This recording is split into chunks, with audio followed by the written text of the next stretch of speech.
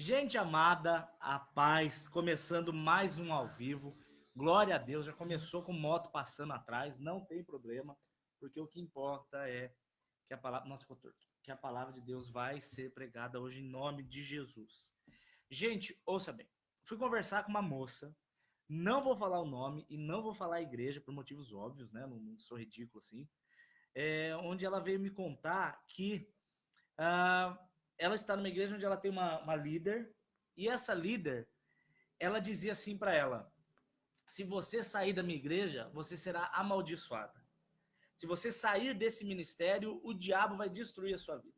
Então, veja bem, era um controle por medo, era um controle no pavor. Esse tipo de líder, ele não traz nenhuma bênção para a vida das ovelhas. É uma pessoa que traz opressão na vida das ovelhas. Você está entendendo? Opressão. É aquela pessoa que ela serve a Deus por medo, ela não serve a Deus por prazer. Ela serve a Deus por pavor, por terror. E não é o plano de Deus para sua vida. O plano de Deus para sua vida é que você tenha líderes que, em primeiro lugar, amem a Deus de todo o coração, e, em segundo lugar, que amem a vocês. Não por interesse, não por força, como a gente vai ver. Tem que ser pessoas que cuidam de vocês por amor. Porque o problema é que hoje, qualquer um se diz pastor. Qualquer um, eu sou pastor, e começa a abrir uma igreja e cuida, e não existe, não tem como criar uma agência organizadora de pastores. Não tem. Se o vizinho seu quiser ser pastor, ele pode ser. Só que aí que você entenda bem, ele se diz ser, não necessariamente que ele é. Porque o pastoreio é um chamado da parte de Deus, é uma inclinação ministerial. A gente já falou disso várias vezes. O chamado de Deus é que prega o evangelho para todas as pessoas que creem. Todas as criaturas, o chamado é pregar o evangelho. Os filhos dele, no caso. E a partir daí, Deus separa cada um para um ministério, onde o ministério de alguns é pastorear. E pastorear nada mais é do que cuidar. Arrumei, aumentei. Pronto, desculpa aí. Não, desculpa, eu tinha baixado o som do microfone. Melhorou? Então veja bem, a solução, o que Deus quer é que você tenha líderes sim. Não caia nessa história de que o nosso pastor é Jesus, nós não precisamos de líderes. Isso é papo furado, isso é besteira. Muita gente fica crendo nisso, achando que está sendo muito espiritual. E eu vou mostrar no texto aqui que você tem que ter pastores no sentido de, não é uma obrigação, mas é um conselho preciosíssimo, que você tenha pessoas que te ensinam, te cuidam, te amam, te instruem e te exortam. Porque muitas pessoas gostam da parte boa, mas não gostam de ser educada. E você tem que ser educado também. Você tem que ser ensinado também. E ser humilde para ensinar, para aprender. Mas vamos falar quais são as características de um falso pastor e de um verdadeiro pastor. Vamos ver. Abre comigo. Quem tá... Gente, meu nariz não para de coçar. Que inferno. Meu Deus do céu. Tudo atrapalha na hora do ao vivo. Credo, tá repreendido. Em nome de Jesus. Nossa, que pano cheiroso. Meu Deus. Que amaciante bom. Ai, que perfumado. Mas enfim, é a toalhinha que eu uso para ir na academia, só que eu não usei ainda, então ela tá cheirosinha. Vamos lá. João capítulo 10 diz assim, a partir do verso 1. Na verdade vos digo que aquele que não entra pela porta no curral das ovelhas, mas por outra parte é ladrão e salteador. Aquele, porém, que entra pela porta é o pastor das ovelhas. Gente, para você entender essa metáfora que Jesus está falando, você tem que entender o contexto local, o contexto histórico do porquê Jesus usou esse exemplo. Vou te explicar. A região de Israel, a região principalmente ali de Jerusalém, era muito, muito comum a prática de criação de ovelhas. Era muito comum. Muita gente criava ovelhas, muita gente criava bode, muita gente criava cabrito, enfim, esses animais de menor porte. E o interessante, mas principalmente a ovelha, por causa da lã. Por que eu estou falando isso? Porque ter um curral era algo que custa caro. Então, veja bem, vamos falar que o criador de ovelhas, que tivesse umas 10 ovelhas, não compensa ele construir um curral gigantesco, ele não tem condições para isso, ele é um pequeno criador, ele não é um grande criador de ovelhas. Então, o que era muito comum na época de Jesus? Era comum existir um curral, um só, e as pessoas dividiam o aluguel, tá entendendo? Então, por exemplo, eu, Dani, tenho 10 ovelhas. Aí, vou pegar aqui, por exemplo, os últimos comentários. A Luana tem um outro Ô, Luana, minha filha, você foi aliciada por um pastor na adolescência e hoje não consigo mais acreditar em ninguém. Luana, deixa eu te falar uma coisa, antes de eu continuar. Você não foi aliciada por um pastor, você foi aliciada por um demônio que se dizia pastor. Você foi aliciada por um homem do inferno que se dizia homem de Deus. Ele não era. Então você não pode considerar os verdadeiros pelos falsos, tá entendendo? Porque existem pessoas falsas, você não pode deixar de acreditar. Existem pessoas que dão a vida pelo evangelho. Existem pessoas sérias. Então eu quero te pedir perdão em nome dos pastores sérios, mas esse cara que fez isso com você era um demônio travestido de pastor. Tá entendendo? Então que o Senhor te cure, minha filha, porque você é amada do Senhor, viu? E esse seu trauma, Deus pode transformar em cura para outras pessoas.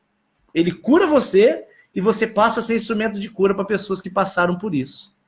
Viu, querida? Deus abençoe. Que bom que você está assistindo. Sinal de que você ainda não desistiu. Glória a Deus pela sua vida. Mas vamos lá. Então vou pegar, por exemplo, eu tenho 10 ovelhas. O Telmo tem 10 ovelhas. A Luciana Bastos tem 15 ovelhas. A Tânia Alves tem mais 20 ovelhas. Como não compensa pra gente e a gente não teria dinheiro para construir um curral grande, então a gente aluga um curral. Então cada um terá as suas ovelhas dentro daquele curral. Tá acompanhando? Então Jesus ele está usando essa metáfora querendo dizer o seguinte: o pastor das ovelhas, ele entra pela porta porque aquelas ovelhas são dele. Ele não precisa entrar por trás ou por outros lados porque isso é coisa de ladrão. O ladrão que roubava de noite.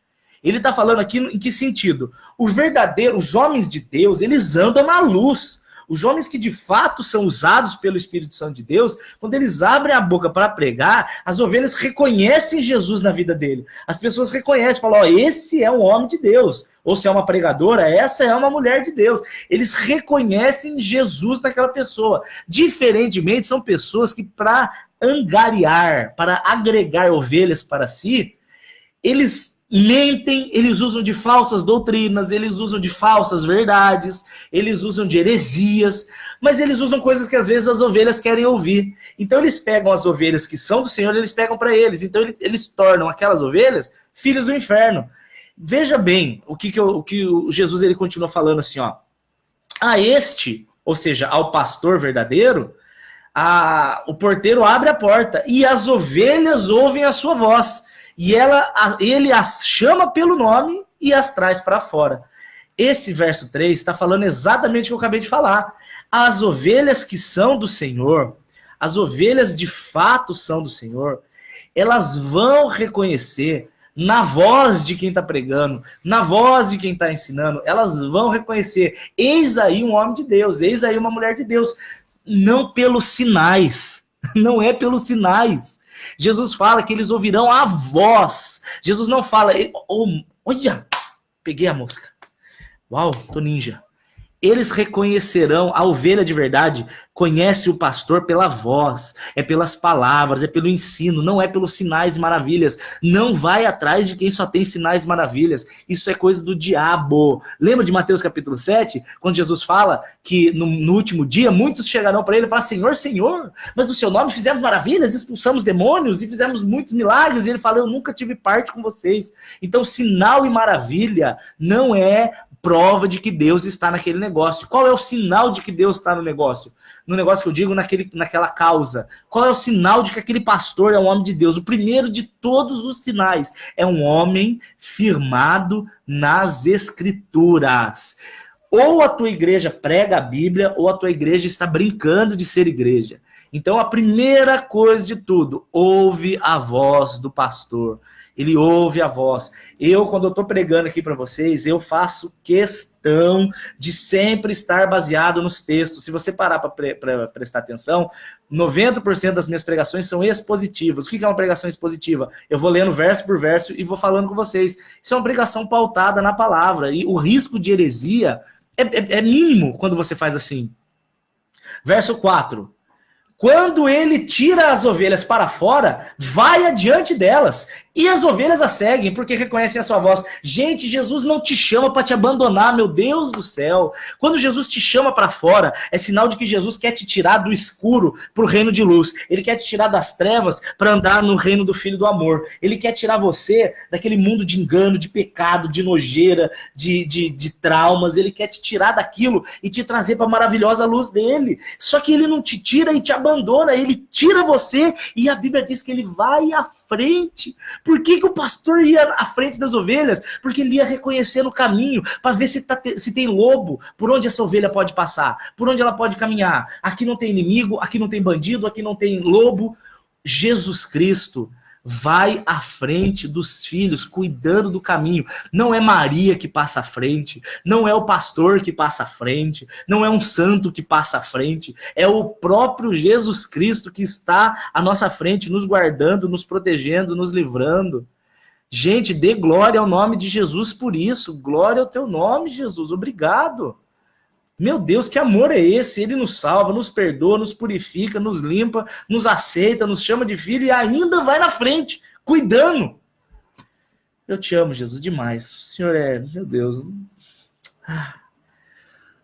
É tão cansativo, gente. Você vê tanta igreja falsa e tanta gente sendo enganada. E sabe o que é o pior? A ignorância das ovelhas, na maioria das vezes, é voluntária. Ignorância é voluntária. Você é enganado porque você quer. Só existe aqueles palhaços ensinando heresia porque tem a plateia que paga porque ela quer ver show, ela quer ver o palhaço. A ovelha, se você não quer ser mais enganado, passe a conhecer as escrituras. Se a ovelha, olha só, a Bíblia diz em Oséias capítulo 4, no verso 6, que o povo morre porque falta conhecimento. E a ovelha não pode culpar o pastor entre aspas, né? Ah, mas eu não conhecia a palavra porque meu pastor não me ensinava. Querido, a obrigação do pastor não é maior de ensinar do que você de buscar. Tá entendendo? A obrigação maior é sua mesmo, você mesmo, de tirar o momento do seu dia para buscar o Senhor. Vou te dar um exemplo. Eu fui numa igreja recentemente, eu não vou falar nomes, né? E na hora do louvor, tinha gente caindo. Se quer cair, caia. Eu não vou julgar, eu não gosto. Eu acho absolutamente desnecessário. Mas, se você acha que Deus está falando com você, eu te respeito, te amo do mesmo jeito. Mas uma menina, ela era a que mais caía. E ela tinha um pano nas costas, e ela girava, parecia uma capa assim de super-homem, e ela caía, e depois levantava e chorava e caía de novo, tal. Aí quando acabou o culto, e eu bati em cima de conhecimento da palavra, vai ser, o meu lema é: conheça a palavra de Deus. Não tem outro conselho maior que eu possa te dar, conheça as escrituras. E aí eu cheguei no final para essa menina, e eu fui orar por ela. Eu falei assim: minha filha, Deus está me incomodando de te perguntar uma coisa, qual foi a última vez que você leu as escrituras? Ela falou assim: pastor, eu nunca sentei para ler. Eu falei: o quê? Quanto tempo você tem de igreja? Ela falou: vários anos. Eu falei: você nunca sentou para ler a Bíblia? Ela falou: não, nunca sentei para ler a Bíblia. Então, como é que quer ter uma intimidade com Deus? Como é que quer ter uma vida plena? Se não conhece as escrituras, não faz sentido. Então é por isso que você vê que Jesus ele deixa claro que quando a ovelha ouve a voz dele, ela reconhece. Porque se você não conhece as escrituras, se você não conhece a Bíblia, a pessoa pode falar qualquer porcaria que você vai engolir. A pessoa fala qualquer coisa em nome de Deus e você aceita. Porque não existe na tua vida uma capacidade, um crivo do que é correto e do que é certo. Porque se você não conhecer as escrituras, como é que você vai basear o que é correto, o que é certo?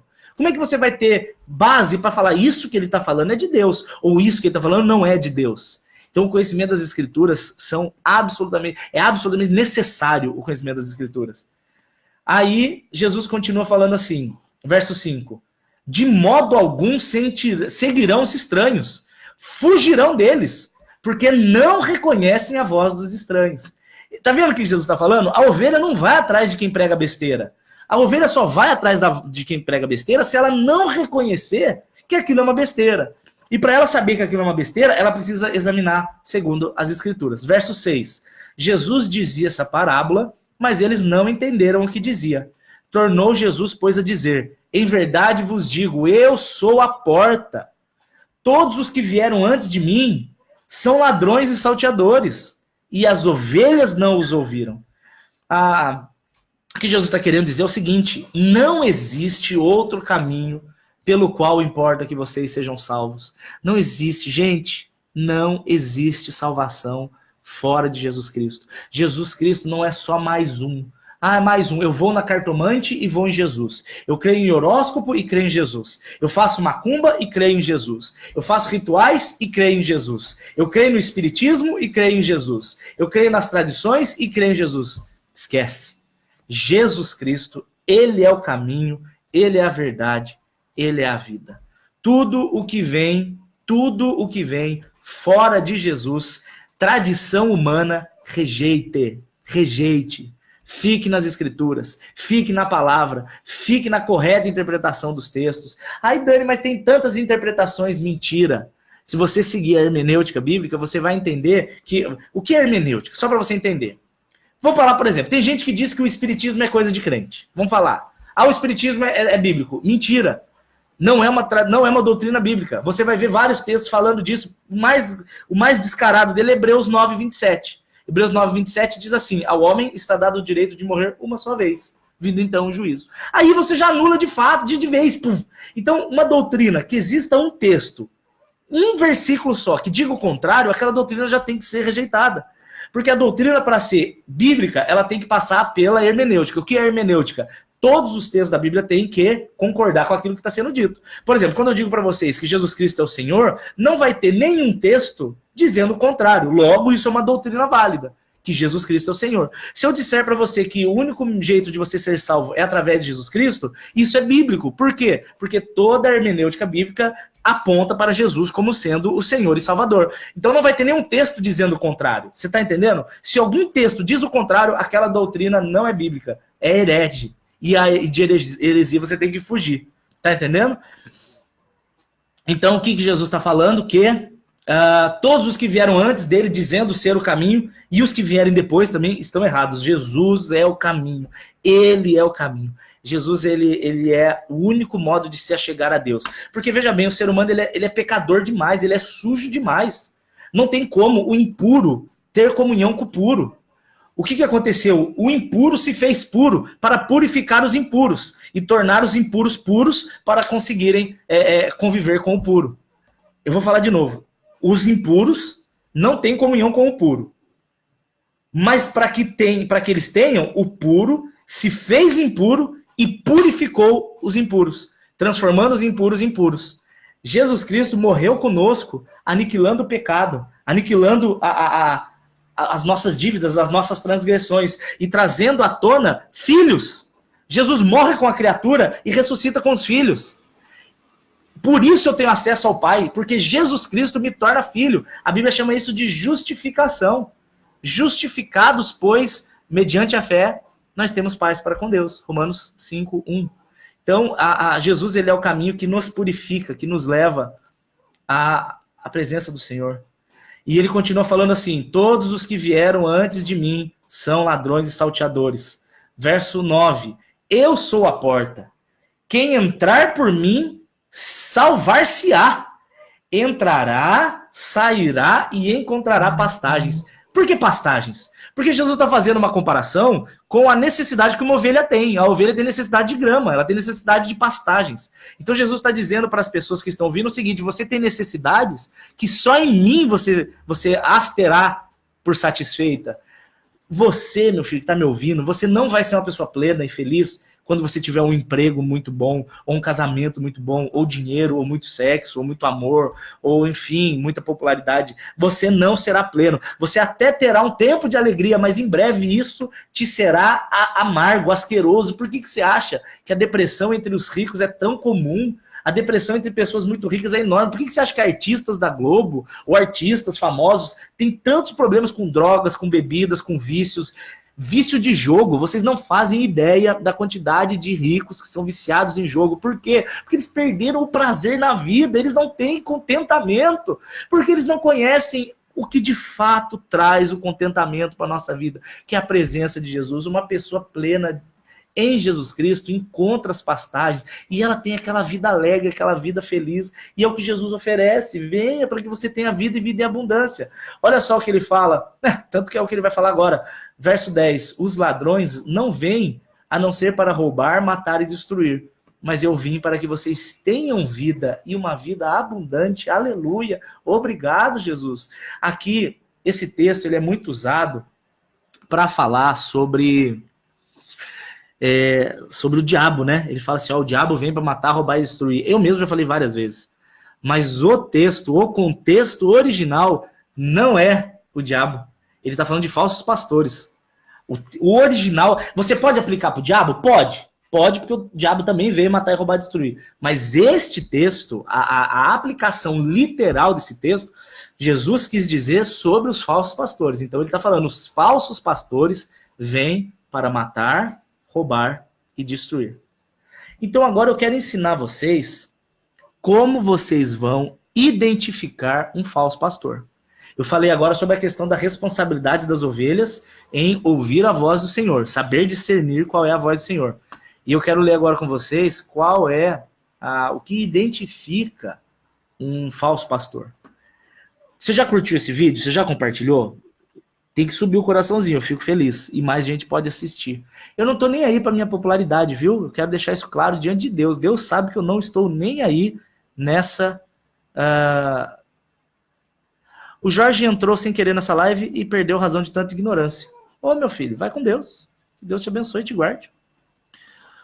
Não tem problema nenhum. Deixa eu só excluir isso aqui para ninguém ficar xingando esse rapaz. Porque, para falar bobeira, o mundo tá cheio. Um beijo, meu querido. Deus abençoe. Espera aí só um pouquinho, gente. Ainda que já me pedi, Jesus, eu tenho que chorar. Pronto. Não perturba mais. Voltando. Vamos para 1 Pedro, capítulo 5. 1 Pedro, capítulo 5, diz assim. Tá preparado aí? Bora? Vamos lá? 1 Pedro 5 diz assim. Aos presbíteros que estão entre vós, admoesto eu, que também sou presbítero com eles, testemunha das aflições de Cristo e participante da glória que há de se revelar. Veja bem, primeiro de tudo, vocês têm que entender que Pedro, ele está se chamando de presbítero. Você vai encontrar muitas igrejas que ensinam que existe uma certa ordem, uma certa classe hierárquica. Como assim? Você começa como diácono, aí você passa para evangelista, aí você passa para presbítero e aí você passa para pastor. Isso não faz o menor sentido. A Bíblia não diz isso. A Bíblia não fala isso. O que a Bíblia ensina é que diácono é um serviço, é quem trabalha na igreja, é um diácono, maravilha. Então o cargo diácono existe, a função, melhor dizendo, função. Evangelista é uma inclinação ministerial. Não necessariamente o evangelista é pastor, não tem nada a ver, são missões diferentes de um mesmo corpo. Uns, Efésios capítulo 4, você vai ver que uns são evangelistas, outros pastores. Presbítero já não é uma inclinação ministerial. Presbítero é uma palavra em grego que significa ancião. Então, o ancião da igreja, o presbítero da igreja, ele pode ser um pastor, como presbítero da igreja pode ser um apóstolo, como presbítero pode ser um evangelista, não tem nada a ver. Presbítero é uma palavra grega que significa ancião.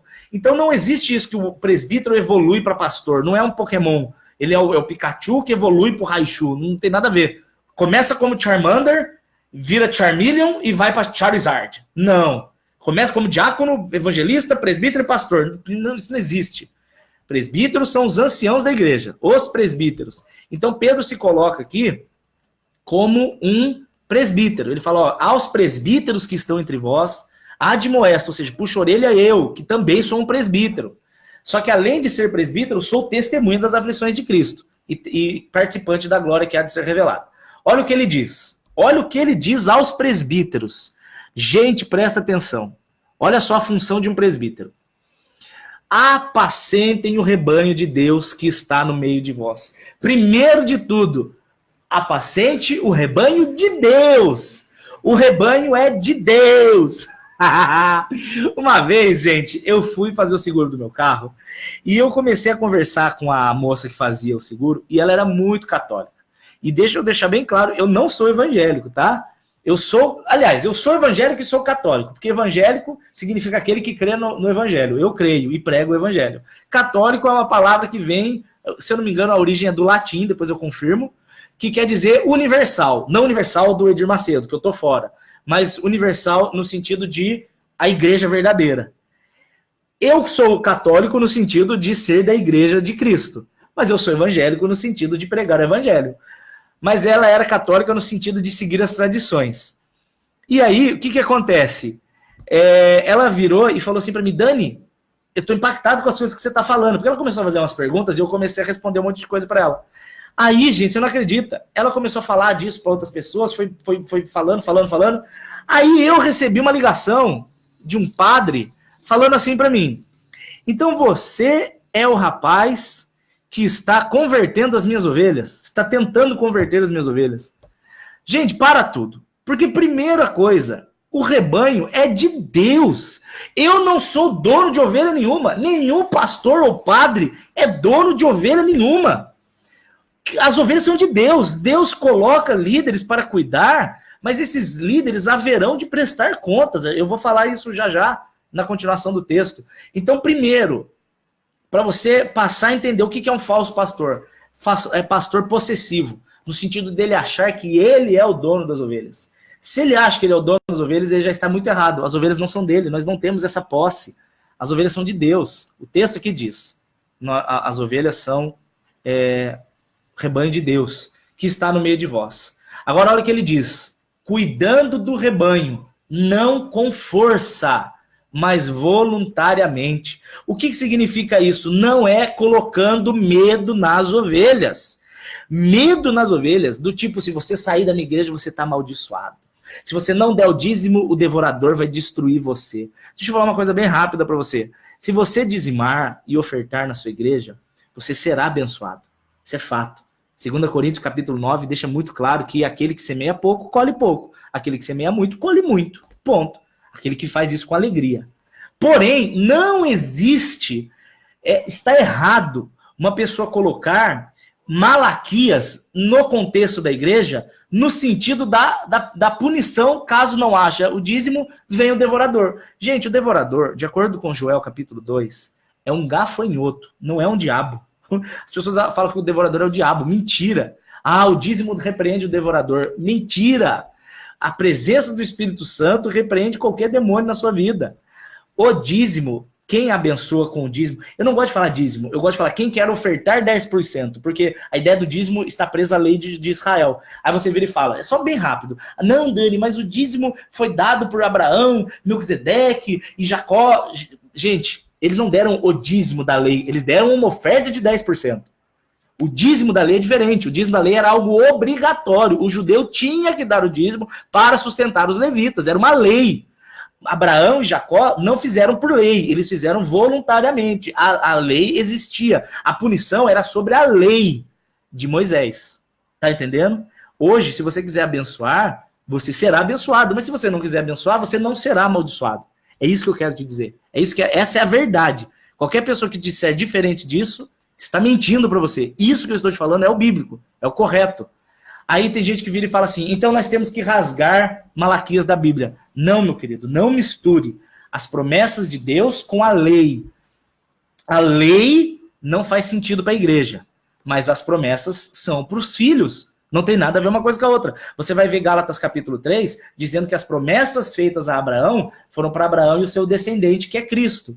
Nesse sentido, se eu sou um com Cristo, eu recebo as promessas que estão sobre Abraão. Mas a lei mosaica não faz sentido mais na nossa vida. Só que agora eu quero te dizer outra coisa também.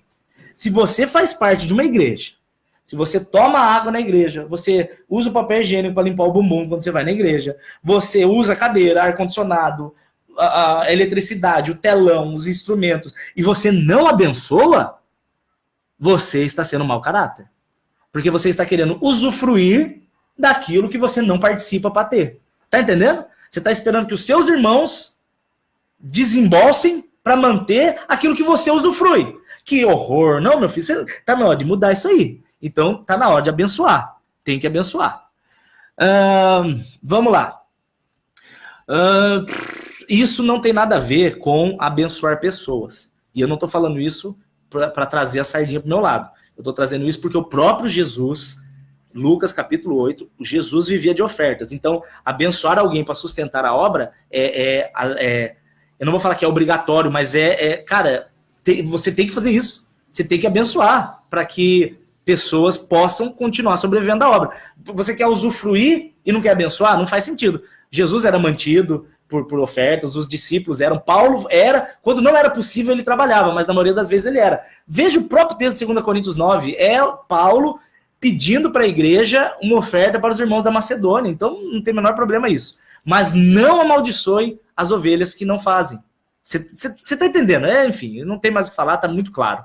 Continua. Não é por força, ou seja, não é colocando medo nas ovelhas, mas voluntariamente. Em que sentido? De todo o coração, por amor a Deus. Meu primeiro interesse é Deus, é agradar a Deus. Meu interesse não é a lã das ovelhas. O pastor que tem interesse na lã das ovelhas, sabe como é que você identifica um pastor que tem interesse na lã das ovelhas? Presta atenção se o pastor trata melhor o irmão rico, ele trata... Eu vou falar o português errado, mas vocês vão entender. Ele trata mais bem, porque o melhor parece que não dá tanto sentido. Ele trata, mas enfim, melhor ou mais bem, eu sei que tá errado, mas tô falando propositalmente, o irmão rico do que o irmãozinho pobre. Pro irmão rico, ele tem tempo de ir na casa, ele tem tempo de tomar café, ele tem tempo de cuidar, ele tem tempo de ligar. Mas pro irmão pobre, que às vezes nem tem dinheiro para abençoar e precisa ser sustentado, às vezes, pela igreja, no sentido de cesta básica, etc., ele não trata tão bem. Isso demonstra um pastor de ganância, de interesse ganancioso. Tá entendendo? Isso não é voluntariamente.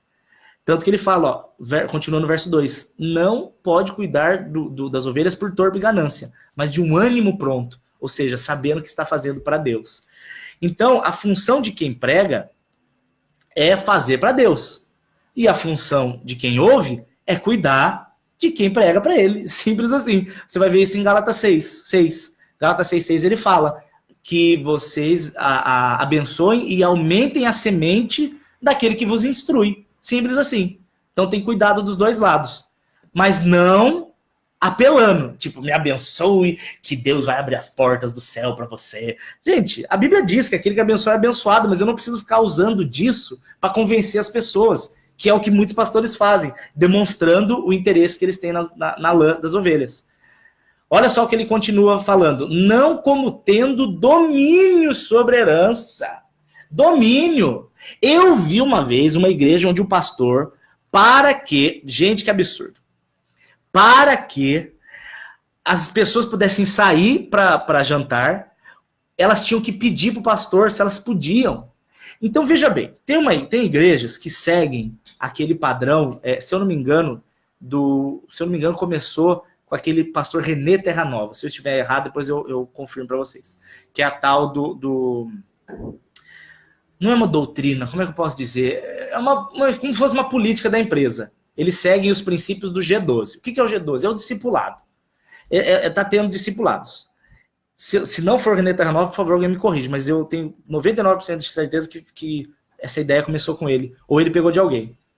A ideia consiste em você ter discípulos e você ser o discipulador. Eu até gosto dessa ideia, desde que ela não seja mal entendida. Como que ela é mal entendida? Quando a pessoa que ela é discipuladora, as pessoas a enxergam como dono, e ele enxerga as ovelhas como submissas, como meus servos. Em que sentido? Em tudo que elas vão fazer, tem que pedir autorização para mim. Tudo que vai falar, eu tenho que concordar, eu tenho que deixar, eu tenho que permitir. Cria uma certa dependência entre as pessoas e o líder. E Deus não quer que você seja dependente de pessoas, ele quer que você seja dependente do Espírito Santo de Deus.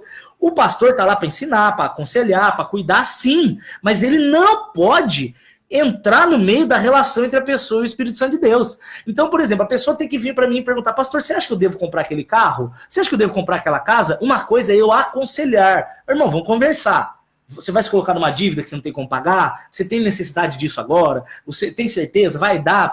Isso é uma conversa ali, conversa de sabedoria. Agora é diferente eu virar e falar, não vai comprar, porque eu não senti da parte de Deus. Ou vai comprar, porque Deus está mandando você fazer. Você não vai para tal lugar, porque eu não deixo. Quem é você para dar ordem nas ovelhas desse jeito?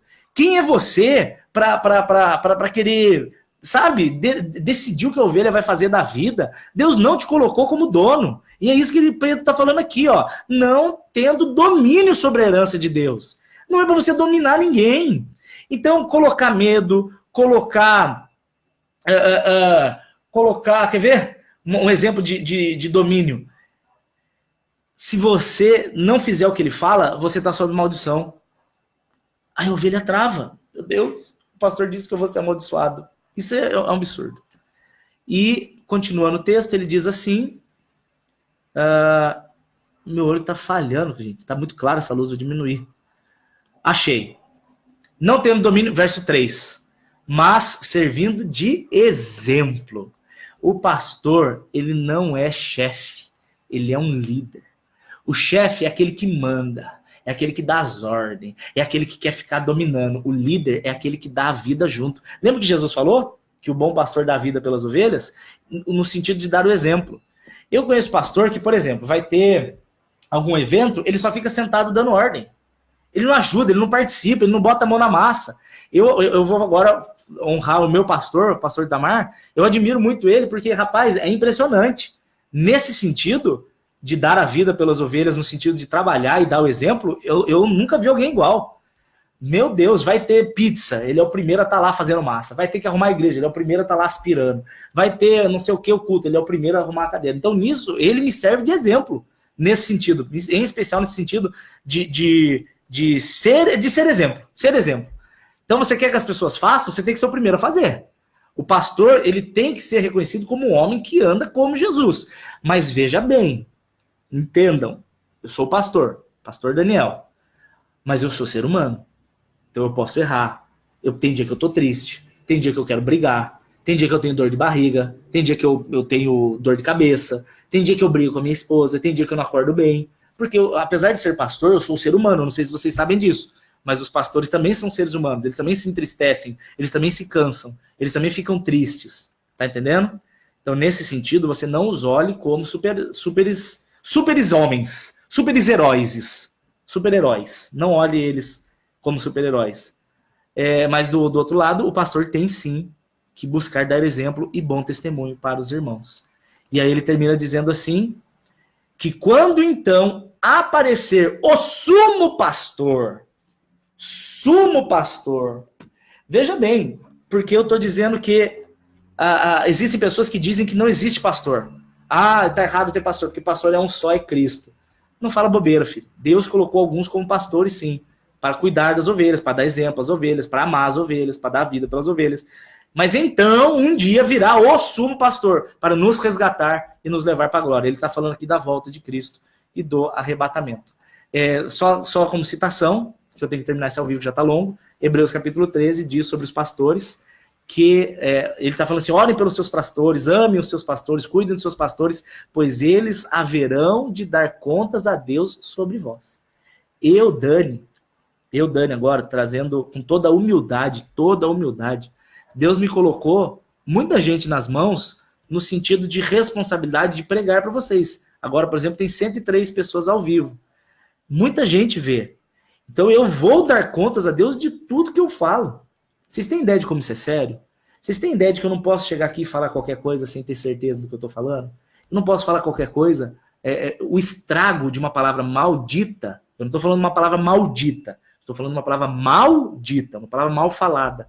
O estrago é muito grande, ainda mais quando é dito aqui na internet. Então, eu vou dar contas a Deus por tudo que eu falo a vocês. Por isso que eu tomo o maior cuidado de falar para vocês o que está na palavra. Então, o pastor dá a vida pelas suas ovelhas. Vocês aprenderam hoje qual é a posição da ovelha e qual é a posição de um pastor. Agora vem a última questão. Dani, se eu estou numa igreja onde eu reconheço que o meu pastor não é um bom pastor, como que eu faço? Agora eu vou te dar um conselho. Primeiro conselho é não desista de primeira, tá? Não saia da igreja simplesmente discordei e saí. Não faça isso, eu não te aconselho. Por quê? A Bíblia ensina em Mateus capítulo 18 que quando você vê um irmão pecando, e esse irmão pode ser o seu pastor, você deve ir até ele e conversar com ele.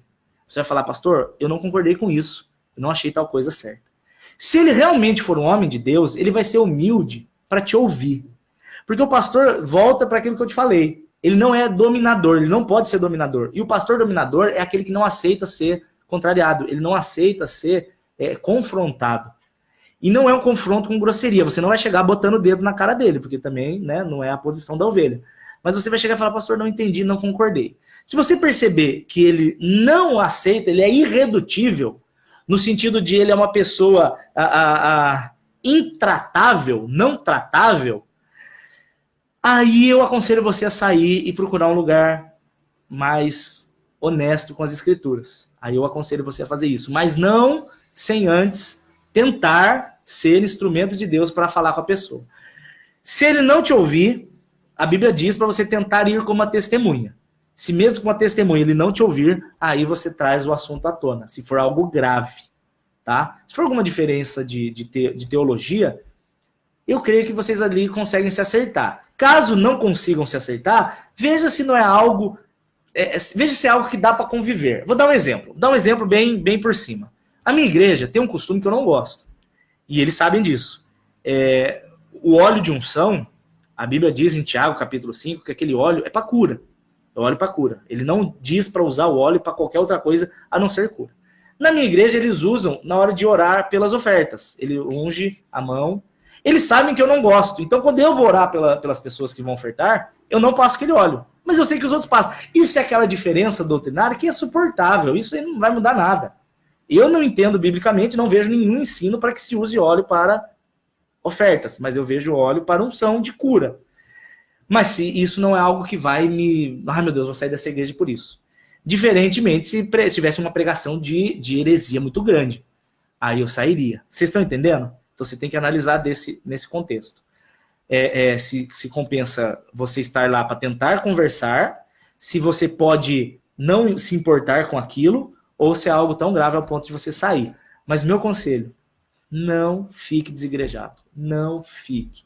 Essa história de eu e Jesus em casa, isso é desculpa de quem não quer problemas. Isso é desculpa de quem não quer cuidar de ninguém. Porque quando você está numa igreja, você está no meio de pessoas problemáticas, das quais você é mais uma, tá? Deixa eu te dizer isso. A igreja é lugar de gente perturbada, fofoqueira. Cabe mais um, pode vir. Estamos aqui para juntos crescermos no conhecimento da graça e cada dia mais sermos tratados por Cristo. Então, no sentido de você ir para uma igreja, saiba que você terá problemas, você terá desentendimentos, você será tratado por muita gente e você será usado para tratar muita gente. Eu e Jesus em casa é muito fácil, eu não tenho confronto. Fica eu e Jesus lá. Glória a Deus. Uhul. Ninguém me perturba, não preciso cuidar de ninguém. Não faça isso. Se a sua igreja está ruim, ache uma outra que pregue o evangelho. Amém? Era isso que eu tinha para falar para vocês. Amo vocês. Que Deus abençoe. E quem quiser pegar desde o início, esse vídeo vai para o YouTube. Vou buscar minha esposa no aeroporto, que estou com saudade dela. Orem por mim. Amo vocês. Não vou falar das crônicas. Não vou falar. Quem quiser as crônicas, manda um e-mail para mim, daniel.saad@uol.com.br. Quem quiser abençoar a obra, os dados estão lá. E se você não puder abençoar, não tem problema. Você recebe a crônica do mesmo jeito, porque eu não posso fazer acepção de pessoas. Que me interessa que você seja abençoado. Manda um e-mail para mim, daniel.saad@uol.com.br. Amo vocês. Orem por mim pela Eli, por favor. Tchau. Encerrar.